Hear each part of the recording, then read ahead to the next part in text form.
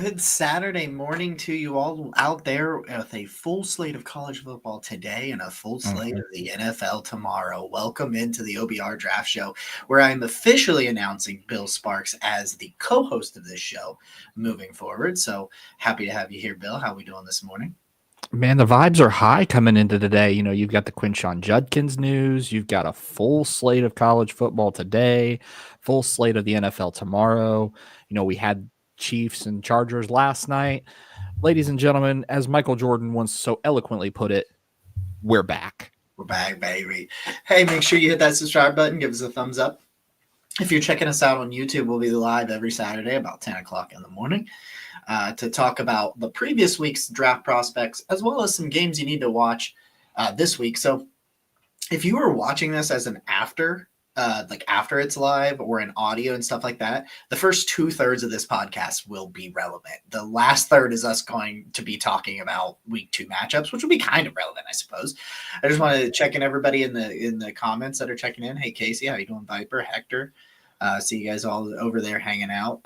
Really excited. The vibes are high today with the Quinshon Judkins thing coming in like right before we go live too. Like I got out of the shower. It happened while I was in the shower, right? I get out of the shower and I've got all these text messages and they're like Quinshon Judkins signed, and I'm like, oh, holy shit. Like it doesn't matter for tomorrow, but like finally some resolution. Like, yeah. Is that kind of your thought process with it too, where it's like, I'm not going to get like super like hyped up or anything like that, but like at least we have an idea of what's going on. Yeah, that's the way it was for me. I got a phone call early this morning from one of my sources and was like, "Hey, get ready," and that's all he could tell me is get ready. I'm like, don't do that to me.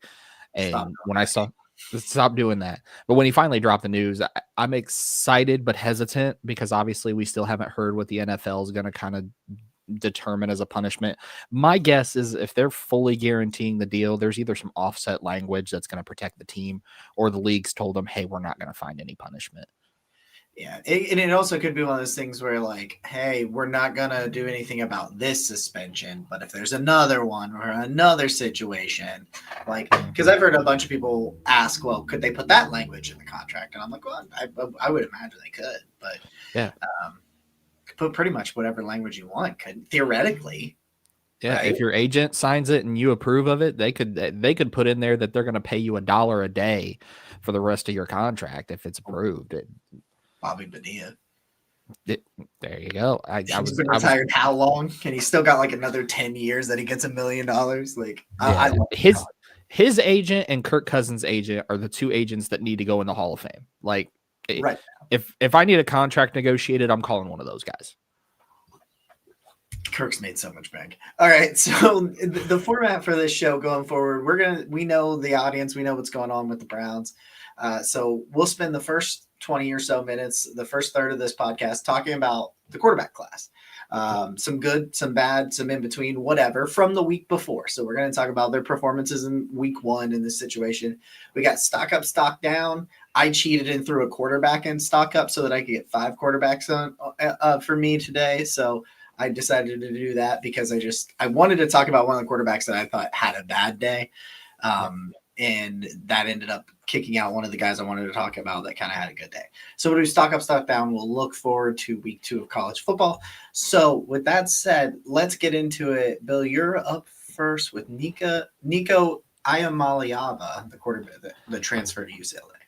Yeah, and I'm glad you mentioned putting a quarterback in stock up, stock down, because I put one in stock up, stock down as well, and Nico is in that category, in the stock down category.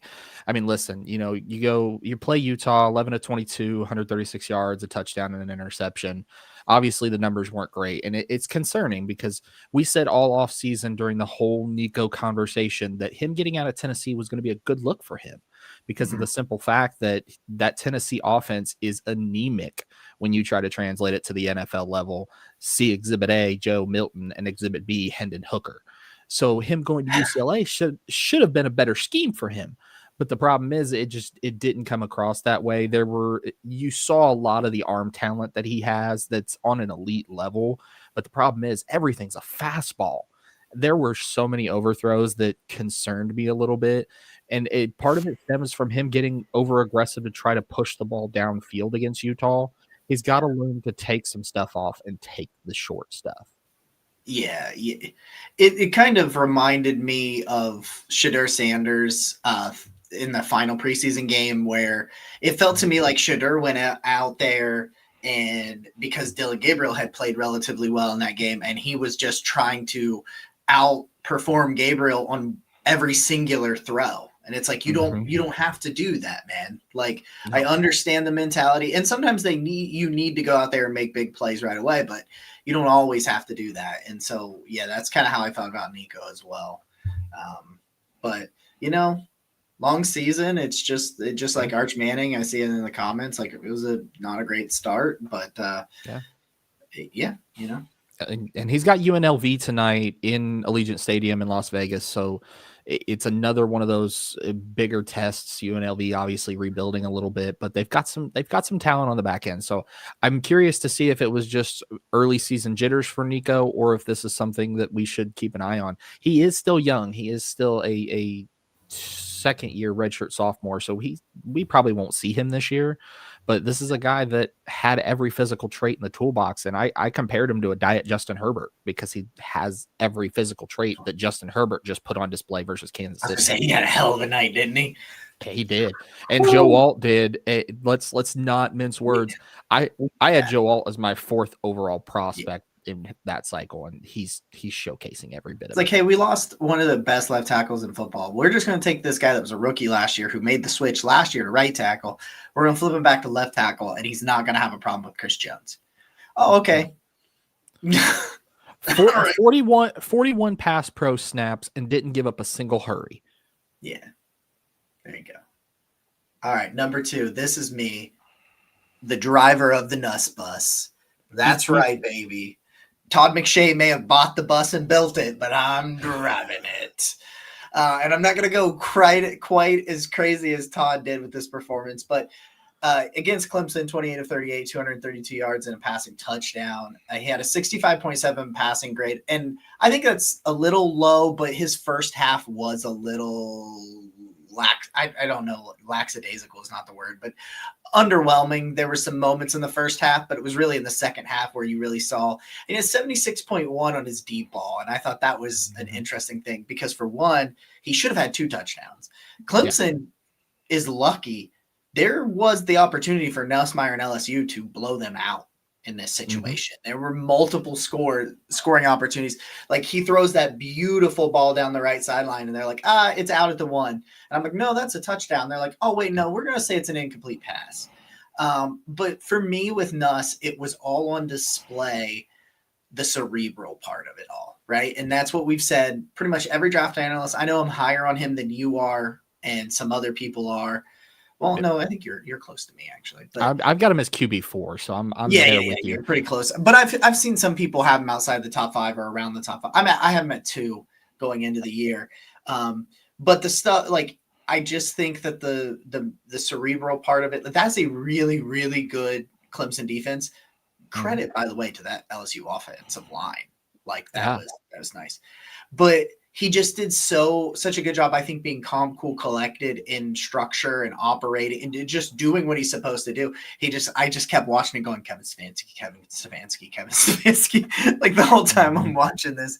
But it's like, I think he's got an above average arm. I think some people are really underselling his arm, because he is small. He is small. It's hilarious, because I don't think he looks that small when I watch him until he walks up to, like, his offensive line. Like when you watch Dylan Gabriel, Dylan Gabriel is small. But, like, with Garrett Nussmeier, you would think he's bigger than 6 foot even, like 200 pounds, which is roughly where he's at.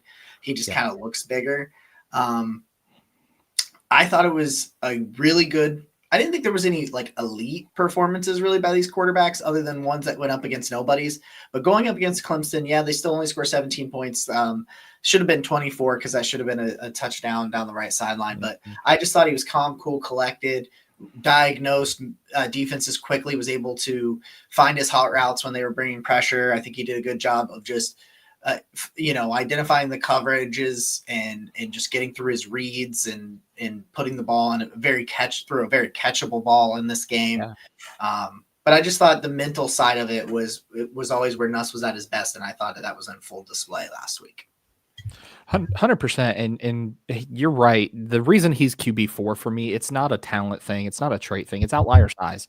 When you're Yeah, 6 foot flat, 200 pounds, and also the fact that he has knee tendonitis, which is more classified as jumper's knee, those are concerning things. But on the field, he's got every box that you'd want to check. Now, like you talked about, Todd McShay, the driver of the Nuss bus, and you and I texted about it earlier this week. He compared his traits to Peyton Manning, Tom Brady, and Drew Brees, which yeah, I'm not there. My no, comp for him is Baker Mayfield, and we saw what Baker was able to do to go number one overall. Nussmeier is right there with him, and you and I have talked about it. I think Nussmeier's arm is like a B to B yes, plus range. It's yes, not a top 5 arm, and it doesn't have to be, because the stuff he does that's so cerebral, he just needs enough to get it in the windows, and he's got it in spades. yeah, yeah. I'm with you 100%. All right, man, you're up next. Talk to me about Sam Levitt, who actually just got in last night because I was waiting for the All 22, and I just got it in last night. I just got to watch him last night. Yeah, you saw it. Granted, this is against Northern Arizona, so I try to take a little bit of grace when we're playing these smaller nobodies. But 257 yards, 2 touchdowns, 73 yards on the ground, 2 touchdowns. The big thing, a 73.4 PFF grade under pressure. This is a guy that when he's under pressure, it's almost like he plays better. If you give him a clean pocket, it like drops off a bit. But when he's under pressure, he wants to thrive in chaos. He wants to live in chaos, and he's got the arm strength to push the ball down the field. The issue is, just like with Garrett Nussmeier, he's a little bit small. This is 6'1", 6'2", 200 pounds, and his release is a little bit wonky in the fact that it takes a little bit to get up and go. And the fact is also he does do a lot of risky things as a quarterback. He's a bit of a gambler. I compared him to another former Arizona State quarterback and Jake Plummer, and you see a lot of that same thing. But man, this guy's got the arm. This guy's got the willingness to thrive in chaos.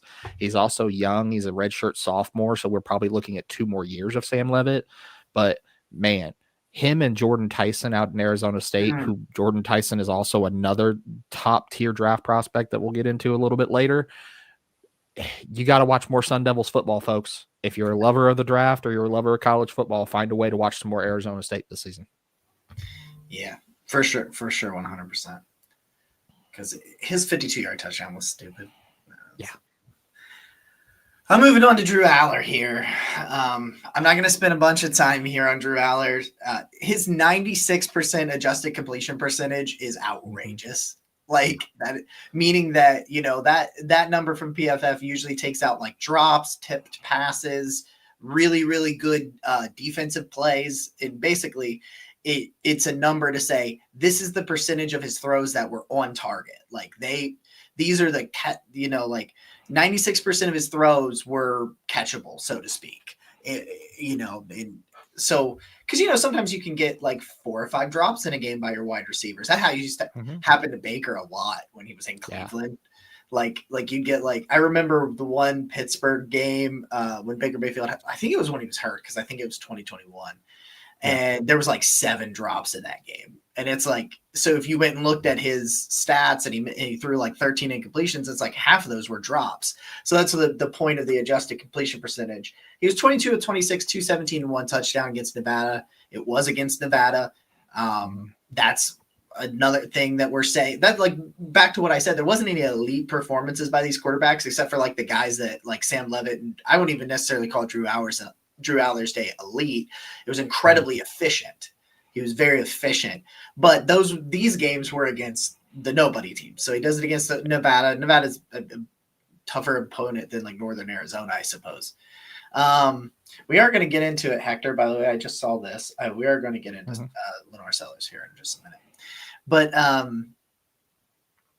I just thought he was sharp. That's legitimately all I wanted to say on his game was hey, he was sharp, he was efficient, he ran the offense. And there were times against teams like Nevada last year where he didn't. So that's why I thought it was worth noting, hey, here we are, year 3. Is he going to clean up some of these things? There were still some mechanics issues, but he had a really nice throw. The touchdown throw was really nice. in the Yeah. corner of the end zone, like where he was able to throw it on the run. He's got a bazooka. Like you cannot like I think it's him and Lenore Sellers. I think he might have the biggest arm in this class. If you're just strictly talking about arm strength, maybe not just necessarily arm talent when you mix in the accuracy and stuff, but he's got a pretty big arm, and he put it on display. And just like, hey, I saw what you did. All right, you've got some opponents coming up. You've never been able to do it in the big game. So can you get there? 100%. And I'm with you. I think he's got it's 1A, 1B when you talk about just pure arm strength between him and Sellers. And that's shocking to me because of how wonky his mechanics actually are. Like if he cleaned those up and actually could generate torque from the lower part of his body, like this is a dude that would be just throwing it all around the yard. He would be chucking just insane bombs, like just insane if he could just do that one thing. Iron Man, you're up next. You got one that I wasn't ready for. Oh crap! I forgot to edit it. He did not have a 96 adjusted completion percentage. I accidentally put that on there from the last slide. It's fine. He was obviously Baron Morton from Texas Tech. He was just as accurate. It wasn't 96%, but the big thing with Morton is I saw a lot of a natural playmaking that's built on a quick processor. This is a guy that he's not going to have that arm talent like Aller or Sellers is, but that's not where he's going to live. He's going to live in accuracy, in processing, being able to move around the pocket and manipulate the pocket very well. His footwork is just so subtle in how he's able to reset platforms on the move. And obviously it is against Arkansas Pine Bluff, but when you have as many touchdowns as you do incompletions, that is something that says, whoa, this guy's got accuracy. He right now is right around a top 100 guy for me with the ability to keep climbing. And I'll talk about it a little bit later with his opponent today. But I see a lot of Tony Romo in his game. And I see a lot of it in terms of just being a natural playmaker without having the arm. And that's what he could be. He could be a high-level starter who can lift an offense without having the arm talent like a Sellers or like an Aller. And I even think his arm's probably a half a step down from Nussmeier. So we're talking in the B range, but it's still NFL caliber. He can make the throws that you need him to make. Well, yeah, we don't want to go full Romo. Just don't have him back there trying to hold the snap for the field goal. That's all you got to do with Morton. Why it's funny that's still one of the first things I think of when I think of Tony Romo. Cade Klubnik, 19 of 38, 230, one interception. He did have an adjusted completion percentage of 66%, but a 51.2 PFF grade. It just wasn't good enough for a top quarterback prospect. I just thought, you know who I thought I was watching? I thought I was watching Cade Klubnik against Georgia last year in week 1, which was just a guy that was uncomfortable, under pressure, uncertain, didn't believe. Klubnik had a much better first half than he did second half, because in the first half, I thought he was fine. I mean, they had the lead, they scored a touchdown, all these things. And he's a great athlete. I think sometimes he gets once he starts getting panicky, he lives on that athleticism too much. And I just thought that he just looked, I mean, I don't even have a ton more to say about Klubnik other than he just looked uncomfortable all day.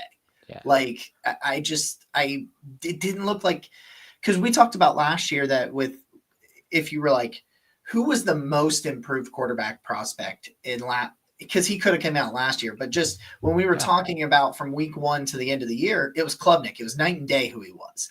And it was almost like he Dr. Jekyll and Mr. Hyde and reverted back to Dr. Jekyll in week 1. So I still really like Cade Klubnik, but he's just got to get a little bit more comfortable in the pocket just because it's just a problem. 100%. And we've talked about this obviously since the start. It reminded me a lot of my comp for Cade Klubnik, which is the BYU version of Zach Wilson. when you keep him clean, he looks like a number 2 overall pick. But when you start to pressure him and you start to throw off everything for him, like LSU was able to do, he started to see ghosts. He started to panic. He started to force the ball into places that it shouldn't have been forced into. So It's concerning that he had this great rise from week 1 last year to the end of the season and looked like to be that guy. And then in week 1 of this year against top tier competition in LSU, when he's pressured again, everything that last 6 weeks of the season just went out the window. Yeah. Perfectly. Now he's got another one here. Yeah, I come with deep cuts, folks. When you're going to tune into this, I'm going to cover the top guys, but I'm going to cover some deep cuts, and let's talk about Haynes King versus Georgia Tech. Obviously, playing Colorado, the lights are on bright anytime anyone plays Colorado. Haynes King had a rough day, and that's being polite. Yes, you go 12 of 20 for 133 yards. Had a great day as a runner, 156 yards and 3 touchdowns. But when you turn the ball over 3 times, it's a problem. That's going to get you benched in the NFL, especially if you're a quarterback prospect. I had him as a day 3 guy, kind of in a mold of like a Tyler Thigpen with more mobility.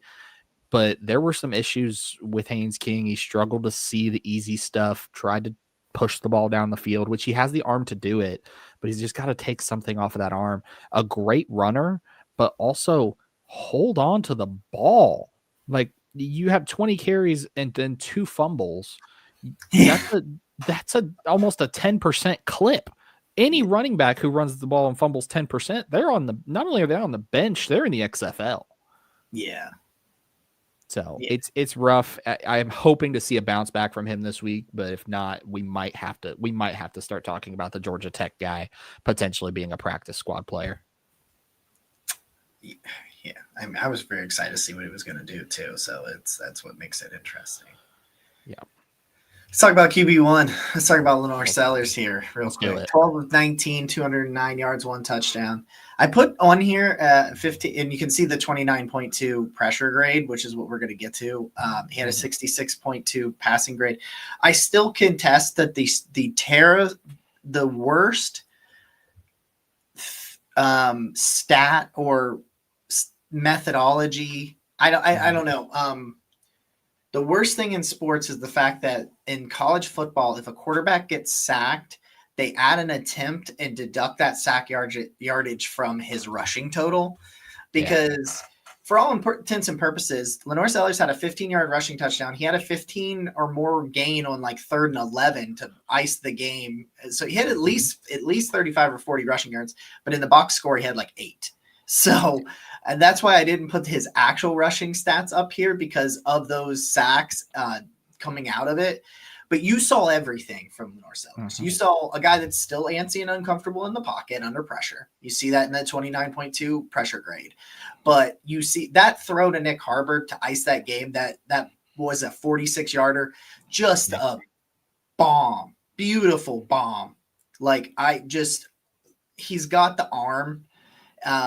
His run on 3rd and 11 where he sheds a guy, shucks him over. Basically, it looked like he almost like he was shucking, like he was throwing a bag of feed off of his shoulder onto the truck bed. You remember, you know what it really reminded me of? You remember the Titans where Sunshine flips the guy over his back?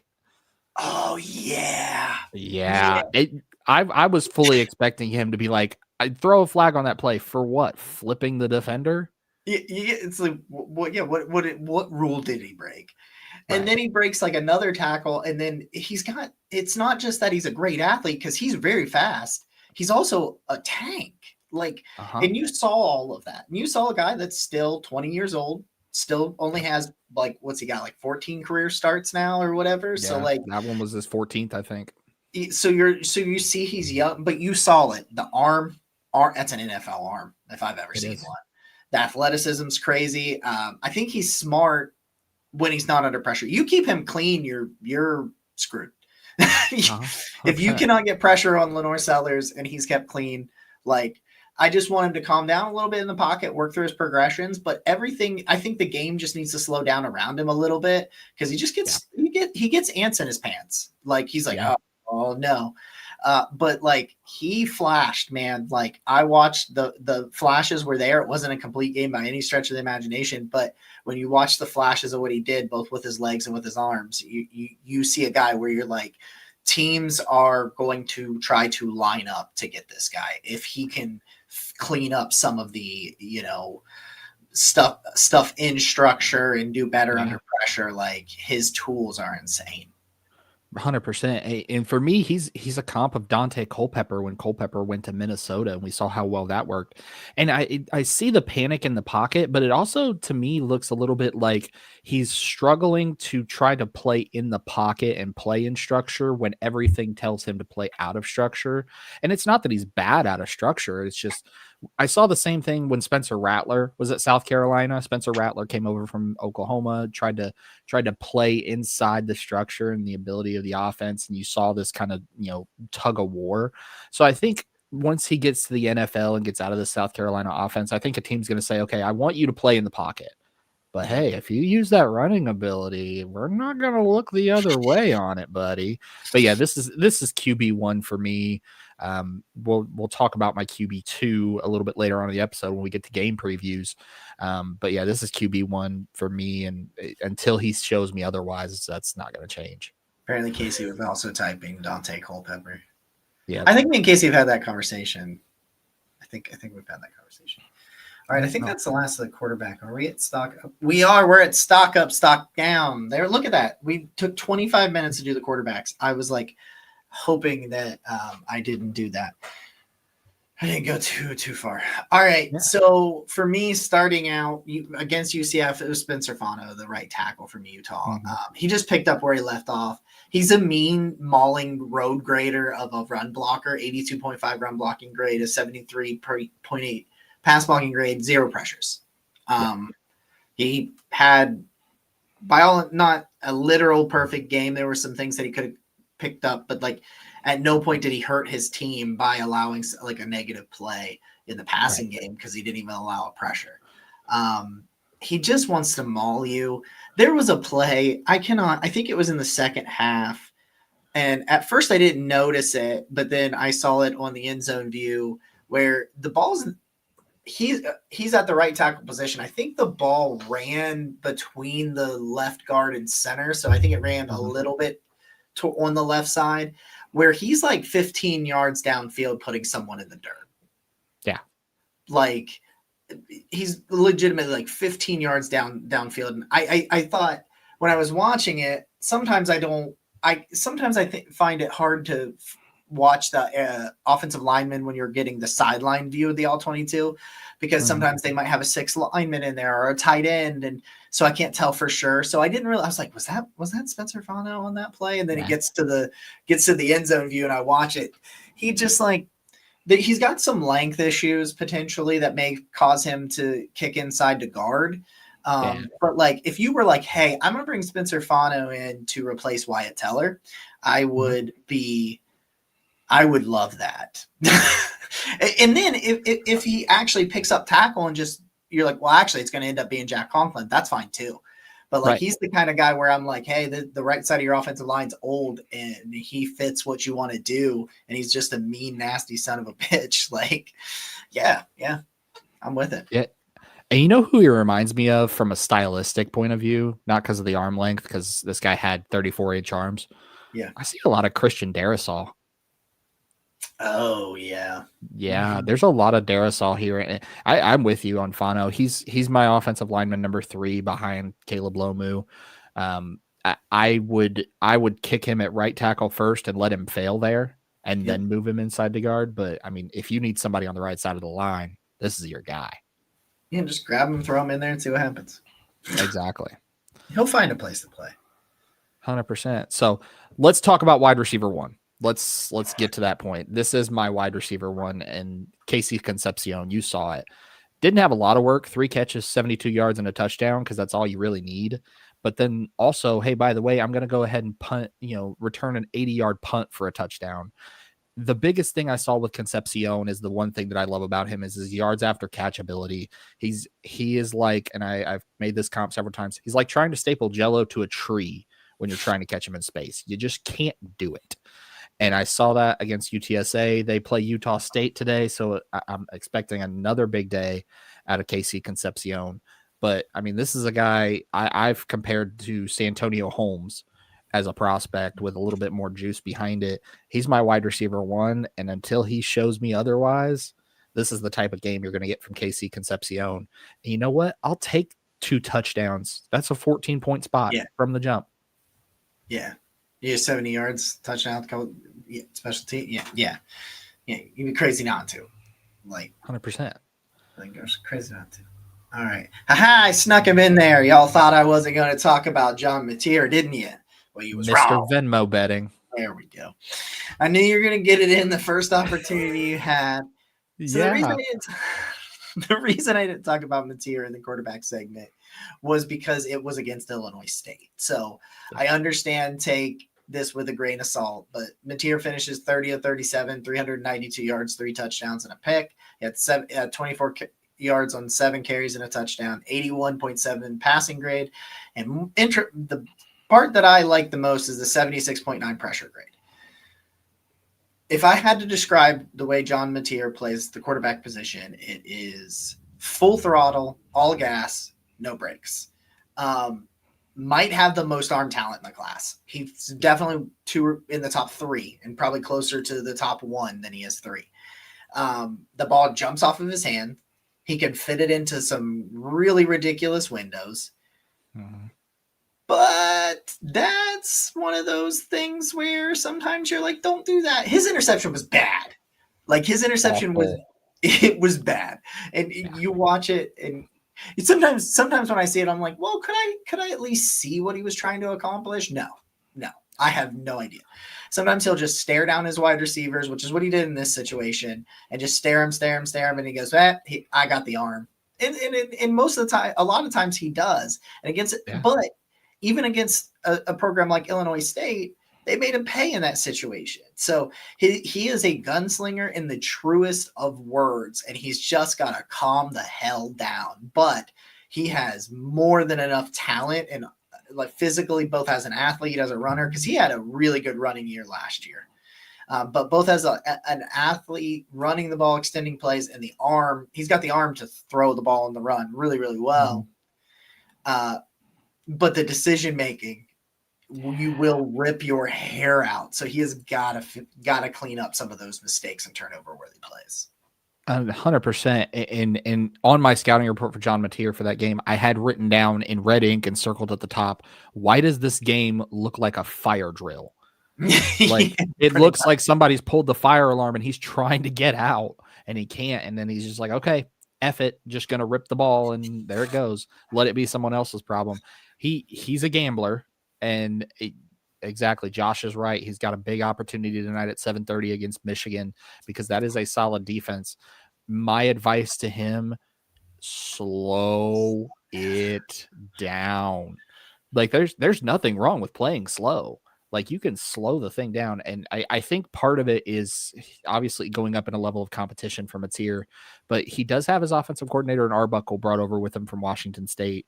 And I love that. And I hate that at the same time. Yep. I love it because he already knows the verbiage. He already knows the protection calls. He knows the routes, everything. But I hate it because that means that Arbuckle has seen this, that Mateer has done, and he created a giant fire drill and has not said, hey, John, stop it. He said, hey, John, do it. I love it and I hate it all at the same time. But yeah, 7:30 tonight is going to be a big test for John Mateer. 7:30 tonight also has another intriguing matchup, which is our next guy that is my guy, Jordan Tyson, wide receiver from Arizona State. Listen, I talked about Sam Levitt earlier when we talked about the quarterbacks. I'd be remiss if I didn't talk about his top pass catching option. That day versus North Arizona, again, it's North Arizona. Just otherworldly statistics, 141 yards, 2 touchdowns, 12 catches, average depth of target, 9.2 yards. So that means every target he's getting you a first down. And then also was a demon after the catch with 79 yards. Tonight at 7:30, they go into Starkville to play Mississippi State, which is SEC competition, which is a step up from North Arizona. So if Jordan Tyson continues that ascent like we've seen, I've got him at wide receiver 3 behind KC Concepcion and Nick Harbor, tied with another guy we'll talk about here in the episode in a little bit. But man, I've seen some people have him as wide receiver 1, and when you have games like that, it's hard not to beat it. Yeah, he was my wide receiver one, and it was one of the games that I didn't actually follow live. I was watching some. It's so crazy, and that's why we're doing this show on a Saturday. It gives us all week to be able to get back to all of the college games, so we can bring you the best information that we can for these shows. But like, it was a game I didn't follow while it was live, and I went back for Sam Levitt and for Jordan Tyson, and I'm just like, oh, because I watched Jordan Tyson in June, maybe. I think it was for summer scouting. It was probably June. It was very early. And it was immediately like, to me, like, oh, this is a draft crush because he's got the speed and his body control is just in the concentration in traffic. It's insane. You know who has that same body control and ability in traffic? Jerry Jeudy. Oh, yeah. Yeah, which is my comp for Jordan Tyson is Jerry Jeudy. So why not just go get a younger version of Jerry Jeudy for Cleveland? I got a Jerry Jeudy on my I got some Jerry Jeudy prop bets on my parlay for tomorrow. 2 of them. There you go. Including a Tutter. Oh yeah. It's coming. Him and I have him and a David Njoku touchdown. Oh yeah. Make sure to please play responsibly, folks, but bet the house on any Njoku over prop tomorrow. Dude, it was like 49.5, I think, when I got it. I don't know what it is. It was like 46 when I got it. Oh, damn. You bumped it up to 43, 49. It was all your fault. Yeah, you can blame me for it. I want to talk about Connor Lew, my center 2, that I want to make center 1. I think I'm just going to say it. I'm making Connor Lew my center 1. There you go. There you go. I actually, so he had a 78.1 in true pass sets. His regular pass blocking grade wasn't that great, despite like giving up 0 quarterback pressures.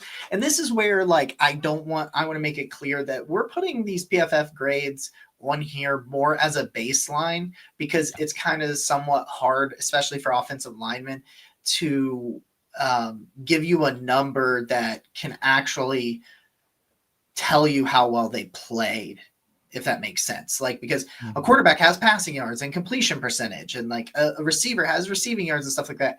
You don't get like quote unquote stats for offensive linemen, but he has 65.1 run blocking grade. But the most important thing, 0 quarterback pressures. I thought Connor Lew was fantastic in this game. Like his footwork, his ability to fire off the line has a good mixture of strength and size, or strength and athleticism, even though he's not the biggest guy you're going to run across. Like he's not the biggest center you're going to see, but like he plays like it. Like he's not the same type, but he reminds me in a sense of Jason Kelsey, where it's like, he does all the little things right. So he might not be the most physically gifted guy. Not that Kelsey wasn't, but Kelsey was undersized is my point. But you would never say Jason Kelsey was undersized when you watched him play. Like that was never a problem for him. And I think that's kind of similar with Connor Lew. Like I think he's got the technique, his hands. Like I think it's all really good and really polished with Connor Lew at center. Yeah. Part of me is a little bit jealous because I think Luke Whippler is showing a lot of really good signs about being the center of the future. Whereas at the beginning of summer, I thought that I was scouting for the Browns center of the future. But Connor Lew, the center from Auburn, I thought had a really great opening weekend. Right. And I agree with you. When we put PFF stats up here to give a baseline, but you go back and you watch that game, watch Jackson Arnold where he's scrambling. It's not around the edge. It's straight up the middle right behind Connor Lew. Yep. Yeah. That tells you what you need to know. Exactly. So the next one for me is another one of those I told you so. I'm going to take my victory lap because Justice Haynes was my RB2 coming out of summer scouting, and people thought I was crazy because we hadn't seen a full workload from him, but he just ran all over the place on New Mexico. Yes, it's New Mexico. But anytime you go for 159 yards, 3 touchdowns, you're averaging a first down almost on every rushing attempt. And then, oh, by the way, after you're initially touched, you add in 92 yards. I've compared him to Maurice Jones-Drew because of how physical he runs, but still has the burst. And I think we're in for a position. We talked about it with John Mateer in Oklahoma tonight at 7:30 against Michigan. I think we also have to talk about Justice Haynes tonight against Michigan because they're going to need him to take a lot of the pressure off of Bryce Underwood. And I think Justin Haynes has every bit of the juice and every bit of the twitch and every bit of the power to finally emerge on the national stage tonight. I'm really excited for that. I'm so excited for that game tonight. Jake Slaughter. Yeah, Jake Slaughter was my center one. I think I'm making him center two because I like Connor like that. I will. Oh God, I put something up. No, I was gonna say I have him as center one right now, and for Lou, it's just the run blocking question marks. I think if he stacks up another game like he did last week, he's gonna be up there. It's like, well, you know. I got Aaron Anderson, the wide receiver from LSU, next on stock up. I think we got fit. We might not even get into matchups. Sorry, guys. I think we only got like 15. But anyway, I got Aaron Anderson, who I thought was just awesome against Clemson. 6 catches for 99 yards. He had a 40-yard reception. He had 16.5. I thought as soon as the ball got in Aaron Anderson's hands, he went from whatever mile per hour he was running to 1,000 miles per hour. Like it felt like he was so explosive. And I honestly did not have him on my radar. Like he's not in the PFF mock draft simulator, for example, which is insane because there's a million people in the PFF mock draft simulator. Yeah. I even had to verify with Bill. I'm like, he's a third-year player. Like he's draft eligible. He's like, yeah, he's draft eligible. Yeah. I'm like, good, okay, because I want to talk about him. But yeah, no, super explosive. I think really good top speed. His ability to create after the catch, like he's that dude that you get a screen pass to. Like throw a screen pass to Aaron Anderson on the outside. It did just let him do work with the ball in his hands. So watch out for number one moving forward because I'll be watching a lot of Garrett Nussmeier very closely, and number one will have a lot to do with that.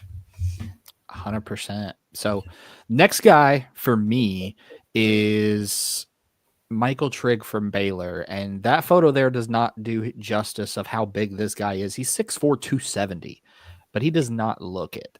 And you saw him, he made life hell on earth for Auburn, almost 100 yards on 7 catches and a touchdown. But the big thing, you look at his snaps, almost 81% of them were in the slot, in a power slot role. You guys remember who broke the mold for a power slot tight end last year at Bowling Green State?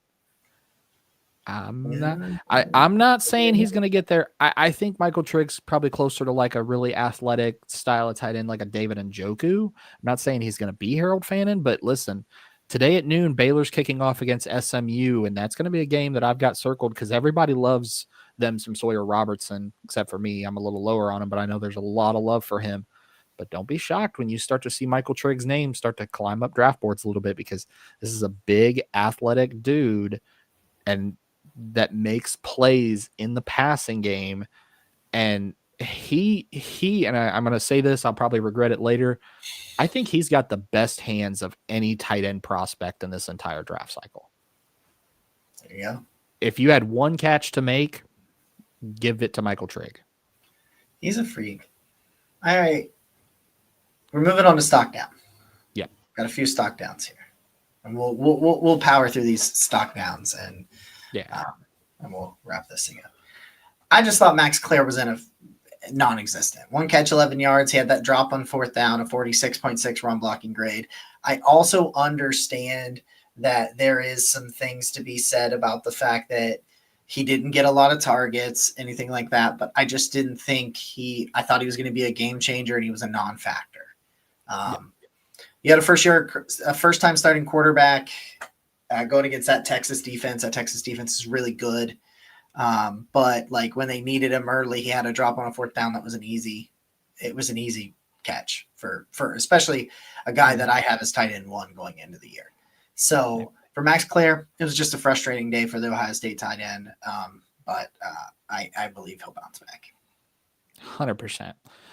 So we talked a little bit about Auburn already in this episode, but my first stock down was Eric Singleton from Auburn. You know, you only had 5 total touches for 30 yards. Wasn't a whole lot of offense because Jackson Arnold ran all over the place. So that's a little concerning. I'm looking forward to seeing today if they try to push the ball down the field a little bit against Ball State. I would hope they would try to. But if it continues on that same sort of mold, we might see Eric Singleton slide down the board a little bit. Like I said, he's right there tied for my wide receiver 3 with Jordan Tyson.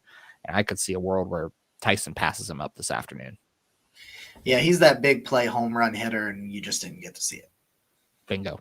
Like, yeah, it's pretty much that simple. I got Parker Brailsford, the center from Alabama.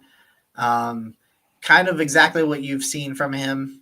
He's a small center, very nice athlete. 75% pass or 75.0 pass blocking grade, one quarterback pressure allowed, but it's a 53.1 run blocking grade. Yep. He's just not. He just does not generate enough power consistently to be a mover. He himself moves really, really well. He's a really good athlete, and his ability to move and his hands, I think he's got good, strong hands, make him a great pass blocker. But like, he just cannot get up under a pad and drive big, especially the bigger defensive tackles out of the field, out of the way to pave run games. It's just, I like Parker Brailsford. He's probably still like a day 3 guy, but like, he's just, I thought I needed to see more power in the run game from him this year. And in week 1, it was not there. Yeah. And I'm glad you mentioned Brailsford, because I've got an Alabama offensive lineman a little bit later, but I think Florida State's defensive line just gave them the work all afternoon long. They did. They just worked him over. It is. So my next stock down guy is a guy that is everybody's running back 1. He's my running back 1, but it's Jeremiah Love from Notre Dame. The game plan that Notre Dame had, you have a young rookie quarterback and you go out and throw the ball your first 7 snaps. It was a little concerning, but then the fact is they never really settled in. And even when they did, Love wasn't himself. I wonder if he was injured potentially, and it just never got disclosed. But I mean, when you have 14 touches for less than 60 yards, I mean, the one positive is that he did have a lot of his yards after contact, so he was staying upright. But this was always the big concern with Jeremiah Love, is how would he handle a full-time workload? And I just don't think he did very well against a Miami team that had answers for him. And right now he's running back 1 with Justice Haynes as running back 2, but that gap got a lot smaller after week 1. I don't know what Notre Dame was trying to accomplish in that game offensively. I mean, how much could you try to accomplish offensively when you have Reuben Bain Jr., who's my number 1 overall player, just wrecking shop everywhere? Just destroying everybody. That was fun. I got John Michael Gillenborg. Did I do it again? Did I say it wrong? Did I do Gillenborg? No, you said it right. I'm just frustrated with Gillenborg because he's a dude based on his last year. Like, yeah. I think like our friend of the show, Corey Kinnan, really loves him. I think he has him at like tight end 2, right behind Max Clare. And it's just 3 catches, 19 yards, 38.8 run blocking grade. He's never been a great run blocker. So let me like make that clear. That's not something you thought like when you watched him in summer scouting and going into this year. You're like, hey, that's a great run blocking tight end for Wyoming. You never thought that. But the 38.8, you got to be better than that. Like, you got to be better than that. 48.6 receiving grade. I just didn't think he was getting open against Akron. Like, I don't think, and he's a good athlete. Like, I don't think he has an issue separating. Yeah, and he doesn't have an issue really separating, but I don't know. He looked very pedestrian and very average, and that's just not what I expected against Akron. He looked like a Wyoming tight end.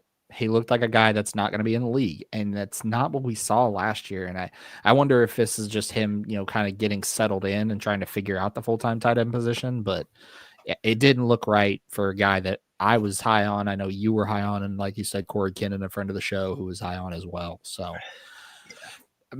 my next stock down, I already talked about. I'm not going to beat him up anymore on it, but Nico Iamaleava, again, this is a guy going into the game, everyone expecting him to shine. He just clearly didn't. He clearly did not look like the prospect people thought he was when he was asking for more money in NIL. He's got to bounce back this week. If not, this is a guy that we're going to just push off to the next draft cycle.